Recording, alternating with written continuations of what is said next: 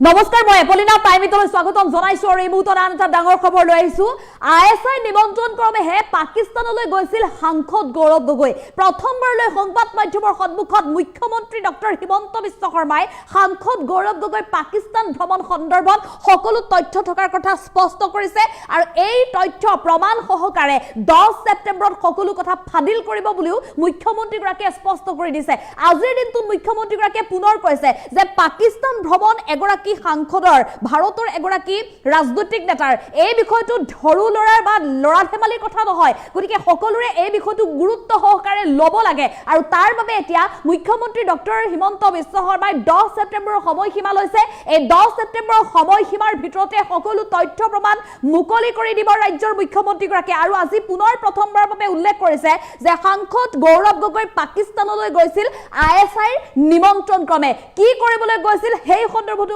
জনাইছে মুখ্যমন্ত্ৰী ডক্টৰ হিমন্ত বিশ্ব শৰ্মাই লৈছে এই মুহূৰ্তত টাইম এটৰ দৰ্শকৰ বাবে ডাঙৰ খবৰ সাংসদ গৌৰৱ গগৈ পাকিস্তান লিংক পাকিস্তান ভ্ৰমণ সন্দৰ্ভত পুনৰ মুখ্যমন্ত্ৰীৰ মন্তব্য আইএসআই নিমন্ত্ৰণত পাকিস্তানলৈ গৈছিল সাংসদ গৌৰৱ গগৈ লাভ কৰিছিল পাকিস্তানৰ গৃহ বিভাগৰ চিঠি আৰু সেই গৃহ বিভাগৰ চিঠিৰ জৰিয়তে লাভ কৰিছিল নিমন্ত্ৰণ সেই নিমন্ত্ৰণ পোৱাৰ পিছতে প্ৰশিক্ষণ লবলৈ গৈছিল পাকিস্তানলৈ কিহৰ প্ৰশিক্ষণ লবলৈ গৈছিল সাংসদ গৌৰৱ গগৈ তেওঁ প্ৰত্যক্ষভাৱে পাকিস্তান চৰকাৰে আমন্ত্ৰণ জনাইছিল এই মন্তব্য কৰিছে মুখ্যমন্ত্ৰী ডক্টৰ হিমন্ত বিশ্ব শৰ্মাই গৌৰৱ গগৈৰ এই বিষয়টো বহু স্পৰ্শকাতৰ বিষয় লৰা ধেমালি নহয় বা সুপতি কৰাৰ বিষয় নহয় বুলিও কৈছে মুখ্যমন্ত্ৰী গৰাকীয়ে এই বিষয়টো লৰা ধেমালি নহয় সকলোৱে গুৰুত্ব সহকাৰে এই বিষয়টো লব লাগে এই বিষয়টো গুৰুত্ব সহকাৰে সকলোৱে লোক এনে ধৰণে মন্তব্য কৰিছে এতিয়া মুখ্যমন্ত্ৰী ডক্টৰ হিমন্ত বিশ্ব শৰ্মাই এজন মুখ্যমন্ত্ৰীয়ে বিনা কাৰণত এই বিষয়বোৰ কৈ নাথাকে নিৰ্দিষ্ট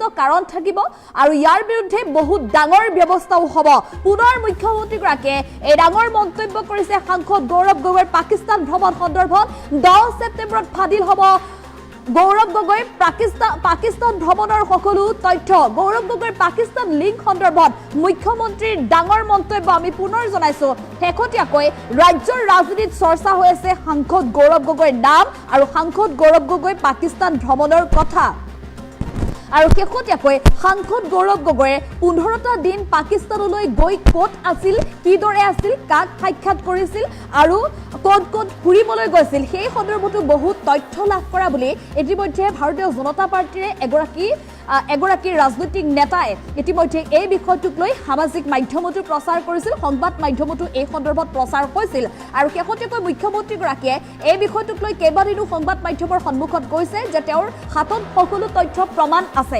কিদৰে সাংসদ গৌৰৱ গগৈ কিয় পাকিস্তানলৈ গৈছিল ক'ত তেওঁ নামিছিল সেই কথাও তেওঁ জনাইছে ক'ত তেওঁ থাকিছিল সেই কথাও তেওঁ জানে আৰু এই সকলো তথ্য প্ৰমাণ আছে বুলি মুখ্যমন্ত্ৰী গৰাকীয়ে কৈছে কিন্তু মুখ্যমন্ত্ৰী গৰাকীক একাংশই প্ৰশ্ন কৰিছিল যে এই তথ্য যদি প্ৰমাণ আছে কিয় 10 ছেপ্টেম্বৰলৈকে সময় লৈছে মুখ্যমন্ত্ৰী গৰাকীয়ে সেই সন্দৰ্ভতো আজি মুখ্যমন্ত্ৰী ডক্টৰ হিমন্ত বিশ্ব শৰ্মাই ৰাজ্যবাসীক উত্তৰ দিছে যে 10 ছেপ্টেম্বৰৰ ভিতৰত সাংসদ গৌৰৱ গগৈৰ নিজৰ উত্তৰ নিজে দিয়ক যেটো ৰাইজৰ প্ৰশ্ন যে সাংসদ গৌৰৱ গগৈ চিৰবৈৰী ৰাষ্ট্ৰ পাকিস্তানলৈ কিয় গৈছিল আৰু এটা দুটা দিন নহয় 15টাৰো অধিক দিন তেওঁ পাকিস্তানত আছিল ক'ত আছিল কি কৰিছিল সেই তথ্য ৰাজ্যবাসীয়ে জানিব বিচাৰিছে গতিকে ৰাজ্যৰ জনসাধাৰণক দিয়ক আৰু কেৱল ইমানেই নহয় যেহেতু সকলো তথ্য প্ৰমাণ ৰাজ্য চৰকাৰৰ হৈ মুখ্যমন্ত্ৰী গৰাকীয়ে সকলো তথ্য যেটো প্ৰমাণ ৰাজহুৱাভাৱে তেওঁ মুকলি কৰিব গতিকে তাৰ বাবে 10 ছেপ্টেম্বৰলৈকে সময় লৈছে সেই কথাও জনাইছে মুখ্যমন্ত্ৰী গৰাকীয়ে আৰু আজিৰ দিনটোত তেওঁ উল্লেখ কৰিছে যে সাংসদ গৌৰৱ গগৈৰ পাকিস্তান ভ্ৰমণ সন্দৰ্ভত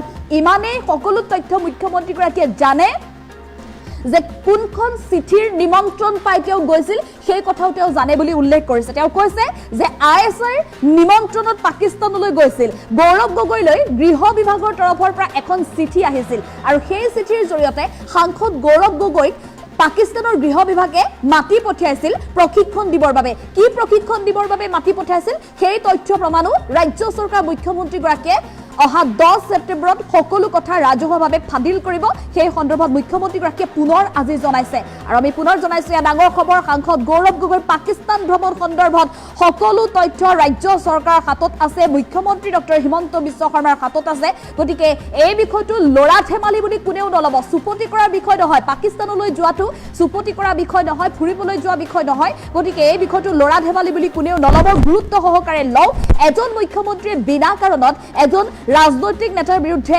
এই বিষয় এনেধৰণৰ প্ৰসংগ এনেই কৈ নাথাকে, তথ্য প্ৰমাণ নহলে কোনো তাৰ কথা এনেই কৈ নাথাকে আৰু ইয়াৰ বিৰুদ্ধে বহুত ডাঙৰ ব্যৱস্থাও লোৱা হ'ব বুলি মুখ্যমন্ত্ৰীগৰাকীয়ে পুনৰ স্পষ্ট কৰি দিছে। আৰু এই সন্দৰ্ভত মুখ্যমন্ত্ৰী ডক্টৰ হিমন্ত বিশ্ব শৰ্মাৰ মন্তব্য আছে, আমি মন্তব্য আগবঢ়াবলৈ চেষ্টা কৰিম।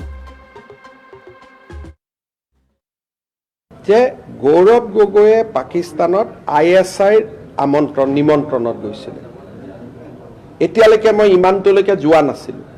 আজি মই প্ৰথমবাৰ কৈছোঁ যে তেওঁ পাকিস্তানত ISI আমন্ত্ৰণত গৈছিলে, তাৰ ডকুমেণ্টছ আমাৰ লগত আছে। ফুৰিব যোৱা নহয়, আজি মই এক ষ্টেপ ওপৰত কৈছোঁ। আৰু তাত তেওঁ ডেফিনেটলি ট্ৰেইনিং ল'ব গৈছিলে, কাৰণ ISIয়ে তেওঁক কিয় মাতিব? পাকিস্তানৰ গৃহ বিভাগৰ চিঠি পোৱাৰ পিছতহে গৌৰৱ গগৈ তাত গৈছিলে। আৰু গৃহ বিভাগত মানে কি? পৰৰাষ্ট্ৰ বিভাগে মাতা, ইউনিভাৰ্চিটিয়ে মাতা বেলেগ কথা। তেওঁ প্ৰত্যক্ষভাৱে পাকিস্তান চৰকাৰৰ আমন্ত্ৰণত তাতে গৈছিল। আৰু চৰকাৰৰো বৈদেশিক পৰিক্ৰমা বা সাংস্কৃতিক বিভাগ নহয়, ডাইৰেক্টলি পাকিস্তান চৰকাৰৰ গৃহ বিভাগৰ আমন্ত্ৰণত গৈছিলে। গতিকে কিমান ডেঞ্জাৰ, বহুত অসমৰ সাংবাদিকে ভাবি আছে যে এইটো মুখচুপতিৰ কথা হৈ আছে। ইয়াত মুখচুপতি একো হোৱা নাই। দুই এটা মই কালি দেখিছোঁ, প্ৰাগ টিভি, NK টিভি, কিবা NY টিভি, তেওঁলোকেতো এটা ইছ্যু বনাই, হিমন্ত বিশ্ব শৰ্মাই ক'লে গুচিয়ে গ'ল নিৰাপদ, মানে ইয়াত ল'ৰা ধেমালিৰ কথাই নাই। It is A very serious matter. আৰু ইয়াৰ পিছত ডাঙৰ একশ্যন হ'ব। এইটোক লৈ ল'ৰা ধেমালি মুখ চুপতি কৰাৰ কোনো মিনিঙে নাই। মই আজিও কৈছোঁ যে 10 ছেপ্টেম্বৰত যেতিয়া আপোনালোকে দেখিব, আপোনালোকো আচৰিত হৈ যাব। আৰু it is A very serious issue. আৰু মুখ্যমন্ত্ৰী আসনৰ পৰা 24 ঘণ্টাৰ মূৰে মূৰে মই যেতিয়া কৈ আছোঁ যে ইয়াৰ স্পষ্ট প্ৰমাণ আমাৰ হাতত আছে, গতিকে আপোনালোকে মুখ্যমন্ত্ৰী এজনক বিশ্বাসো কৰিব লাগিব। আৰু আপোনালোকৰ যি মৰম প্ৰীতি আছে, আপোনালোকে ত্যাগ কৰিবৰ কাৰণেও সাজু হৈ থাকক। It is A very very serious thing. আজি মই আকৌ এবাৰ কৈছোঁ, মোক কালি আৰু একো নুসুধিব, পৰহি নুসুধিব, চৌথা দিনা নুসুধিব। মই 10 ছেপ্টেম্বৰৰ দিনাখন সাংবাদিক মেলত আপোনালোকক মাতিম, গোটেই কাগজখিনি দেখুৱাম। আৰু আমাৰ গাত বোকা ছটিয়াই লাভ নাই। বিজেপিৰ কোনো নেতা পাকিস্তানৰ গৃহ বিভাগৰ নিমন্ত্ৰণত যদি পাকিস্তানত গৈছে, আজিয়ে তাক ধৰা হ'ব। পাকিস্তানৰ লগত বিজেপিৰ কোনো কম্প্ৰমাইজ নাই। গতিকে এইটো এটা বহুত চিৰিয়াছ অফেন্স। ইলেকশ্যনৰ বাহিৰত, নহ'লে মই ইলেকশ্যনৰ সন্মুখতো দিব পাৰিলোহেঁতেন। এপ্ৰিলত ইলেকশ্যন অসমত, গতিকে মই ক'ব পাৰিলোহেঁতেন যে মই জানুৱাৰীত দি দিম, যাতে ই ৰাজনৈতিকভাৱে আমাক সহায় কৰিব পাৰে। মইতো ছেপ্টেম্বৰতে দিম বুলি কৈছোঁ, যাতে ইলেকশ্যনলৈকে তাৰ পিছতো 6 মাহ থাকে। আৰু মই আজি ডিৰেক্টলি কৈছোঁ যে it is a closely working, he was closely with the Pakistan establishment. আকৌ এবাৰ কৈছে, এনেই পাকিস্তানত যোৱা চুপতি মাৰা যোৱা নহয়। পাকিস্তান চৰকাৰৰ নিমন্ত্ৰণত, আৰু চৰকাৰ মানে সাংস্কৃতিক বিভাগ, ক্ৰীড়া বিভাগ নহয়, গৃহ বিভাগৰ নিমন্ত্ৰণত তেওঁ পাকিস্তান গৈছিল। আৰু গৃহ বিভাগে নিমন্ত্ৰণ কেতিয়া কৰে? যেতিয়া কাৰোবাক ট্ৰেইনিং দিব লাগে তেতিয়াই নিমন্ত্ৰণ কৰে। আৰু এইকাৰণে তেওঁকো মই ক'ম যে মুখ চুপতি কৰি থাকিব দৰকাৰ নাই, অমুক কৰি দিয়ক, প্ৰমাণ আছে যদি দিয়ক। তেওঁ জানে যে মোৰ হাতত প্ৰমাণ আছে, খালি মোক প্ৰমাণখিনি আদালতৰ দ্বাৰা প্ৰত্যয়িত হ'ব লাগিব। সেই প্ৰচেছটোৰ কাৰণে মোক 3 মাহ সময় লাগে, কাৰণ আপোনালোকৰ মাজত তেওঁ চিম্পেথাইজাৰ বহুত আছে। কালিয়ে মই ৰাতি গম পালোঁ, যি হুলস্থুল লগাই দিলে যে তেওঁ দিল্লীত তেওঁক গৃহ বিভাগে চিলেক্ট কৰিলে, যিটো ফূৰ্তি আপোনালোকে কৰিলে, মোৰ কেতিয়াবা এনেকুৱা লাগে যেন মানে আপোনালোকো ক'ত জড়িত হৈ আছে। ৰাষ্ট্ৰৰ ভাবুকি, যিটো কালি হুলস্থুল লগাই দিলে, বিশেষকৈ প্ৰাগ টিভি, টাক টিভিত, মইতো আচৰিত হৈ গ'লোঁ যে কাৰোবাৰ যেন ঘৰৰ ল'ৰা কইনাৰ বিয়াহে ঠিক হৈ গ'ল। এইটো কথা তেনেকুৱা নহয়। যি কাম কৰিছে তাৰ প্ৰমাণ আমাৰ লগত আছে, আৰু ইয়াৰ পৰা বাচাৰ কোনো উপায় নাই। সোঁ আৰু বাওঁৱে বন্ধ হৈ আছে, আগ আৰু পিছৰ ফালেও লক আছে, সোঁ আৰু বাওঁ ফালেও লক আছে। এভিডেন্স আমি চকু দি দেখিছোঁ। খালি কাগজখিনি আনিবৰ কাৰণে মোক ছেপ্টেম্বৰ লাগে, আমি নটিচ দিব লাগে, আনিব লাগে, এটা এটাকৈ এম্বেচিয়ে কাগজ দিব। It takes time. 10 ছেপ্টেম্বৰে ফাইনেল। আৰু আজিৰ কথাখিনিৰ পিছত মোক আৰু কালি আপোনালোকে সুধি নাথাকিব, নহ'লে অসমৰ মানুহে ভাবিব যে CM-টোৰ একো কাম নাই, খালি এইটোৱে কথা কৈ থাকে। গতিকে আপোনালোকে মোকো এক্সপ'জ কৰি নাথাকিব। উদ্যোগৰ কথা, কৃষিৰ কথা, মই গেছ চিলিণ্ডাৰ কেতিয়া দিম, চাউল দালি কেতিয়া দিম, মহিলা উদ্যমিতা কেতিয়া দিম, মোৰ সন্মুখত বহুত কাম আছে। এইটোকে সুধি থাকিলে মানুহে ভাবিব যে ই আছে যদি আছে, 10 ছেপ্টেম্বৰত দিব, আৰু ইমান কিয় পকাই থাকিব লাগে।